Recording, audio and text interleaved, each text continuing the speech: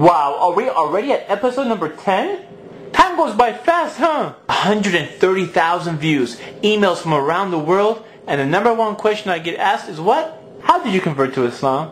Well, it's a long story, so I'll give you the short version of it. Here it goes. Before Islam, I used to hang around with people who were into really bad stuff. I mean, really bad stuff. When I come to think of it, I didn't have the best choice of friends. Man, these guys were a bunch of characters. Here are some of the characters I remember. The con artist. Hey, Ali, how's it going, baby? How's it going? I want to ask you a quick question. That book you have in your hand, how much did you buy that for? $25. Not bad, not bad. I can sell it for 30. Yes, 30. And I'll give you 15. Huh? We got an idea? Come on. Oh, okay, I'll give you 20. The crazy guy.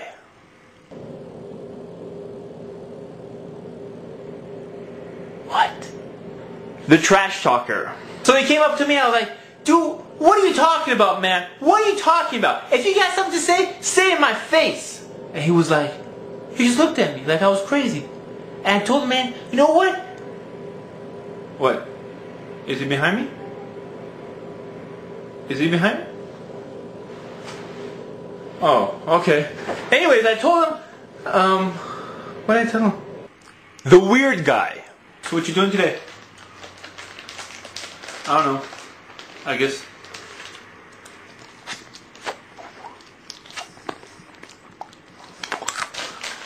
I'm sorry, did you want some? You sure? Okay. The thief. What's going on, man? Everything cool? You cool? Alright. Once I get those credit card numbers, I'll be in business. Bam! I'll be in business, you know what I'm saying? Woohoo!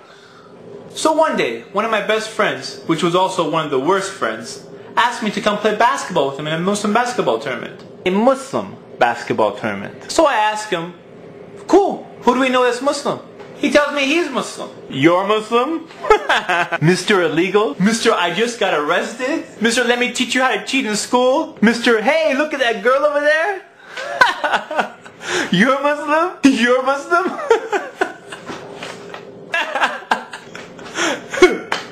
What? You serious? Okay. I'm sorry, man. I'm sorry. I'm just sorry. Okay. It's out of me. Muslim. You're not Muslim. Who are you kidding, man?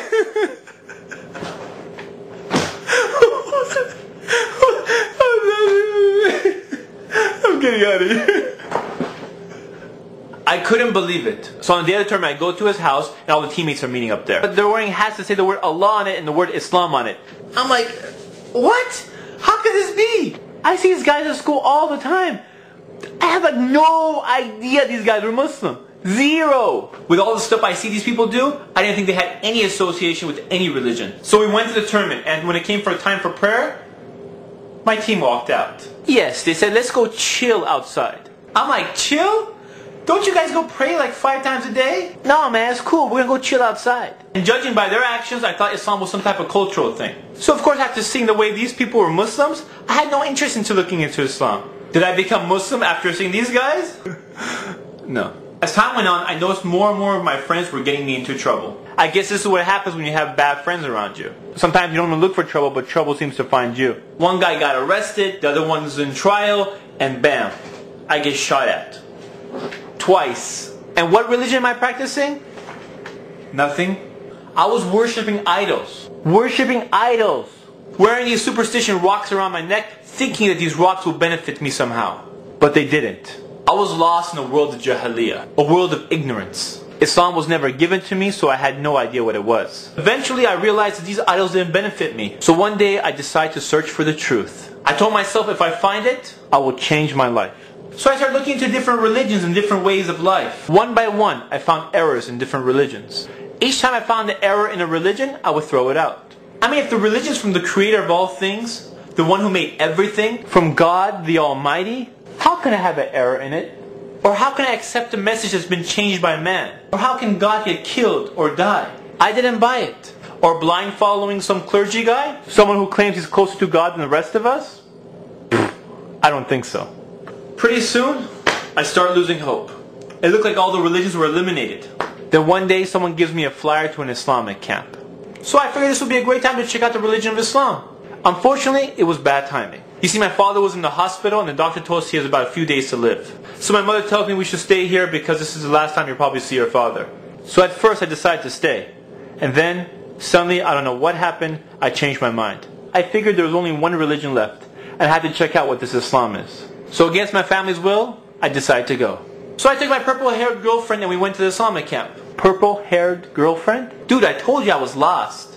Anyways, when I got to the camp, I was causing a lot of problems. Let's say I was just a big troublemaker and they wanted to kick me out. Yeah, I was pretty bad. And eventually I got so tired of causing trouble, I took a break and I sat down. I actually started listening to the lecture. It sounded very interesting. The speaker was talking about things I never heard before. I started evaluating, analyzing, questioning. And for the first time in my life, I started thinking. It was amazing. It all made sense. I told myself if I ever find the truth, I will go after it. In less than 24 hours, I became Muslim. I told my longtime girlfriend, it's over. She was in shock. When I came home, I told my parents, I became Muslim. They were in shock. And when I told my friends I'm Muslim, I think they probably thought I went crazy. Crazy! I think the reason that the camp made such a difference is it isolated me from all the distractions you get in this life. You see, in our normal life, we're distracted with so many different things. But if you take all these distractions away, and you get a chance to actually think, and Islam is presented to you, it makes perfect sense. Do you ever wonder why so many prisoners become Muslim? All the distractions are gone. They have nothing to do except to think. So they think. So I come back and everyone thinks I'm crazy. How come they didn't think I was crazy when I was worshipping rocks? You see, I don't get that. Alhamdulillah, I've been Muslim ever since. Alhamdulillah. Now look at the difference between the two types of Muslims I met. The ones I went to high school with were nothing but a bunch of characters. The ones I met at the camp were practicing Muslims. You see, both types of Muslims had an effect on me, but only one had a positive effect. The other had a negative effect. You see, when Islam was presented correctly to me, I became Muslim the next day. So if you call yourself Muslim, and you imitate the misguided people around you, why would anyone want to be like you? I mean, if you go have a beer with your friends, and then you try to talk to them about how great Islam is, they'll think you're a hypocrite. You see, there's people out there that are just like me. They are sincere, they want the truth, but they just need someone to present it to them. SubhanAllah, Allah subhanahu wa ta'ala gave you Islam. It's the greatest gift you can get in your life. And if you throw that away so you can imitate the misguided people, how does that make sense? I mentioned two types of Muslims. It's up to you to decide which one you want to be. Yeah, one path is going to be tougher than the other, but the end result is worth it. As you know, there's no compulsion in Islam. So the way we carry ourselves is the way we carry Islam to the people. SubhanAllah, those who had Islam and decided to be bad examples around me and never gave me Islam, what are they going to say to Allah subhanahu wa ta'ala on the Day of Judgment? Instead of giving me Islam, they gave me nothing. You see, if you slack off in your religion, it doesn't just affect you, but it also affects everyone who interacts with you. Do you know what I'm saying? No, seriously, do you know what I'm saying? I hope you do, inshallah. This is Ali reminding you just in case you forgot. This is Ali reminding you just in case you forgot.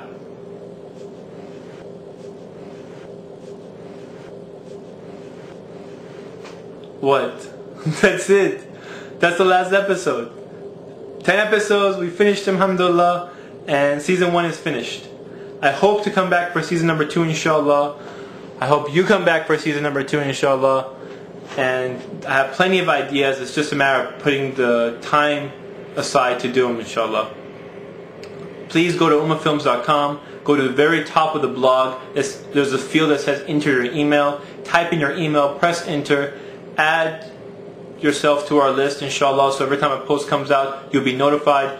When the second season comes out, inshallah, you'll also be notified. And that way, right when it comes out, you're back, inshallah. I hope you enjoyed it as much as I enjoyed it. I hope you benefited from it and not just were entertained by it. Jazakallah khair for watching, for letting others know, for your emails, and for all your comments.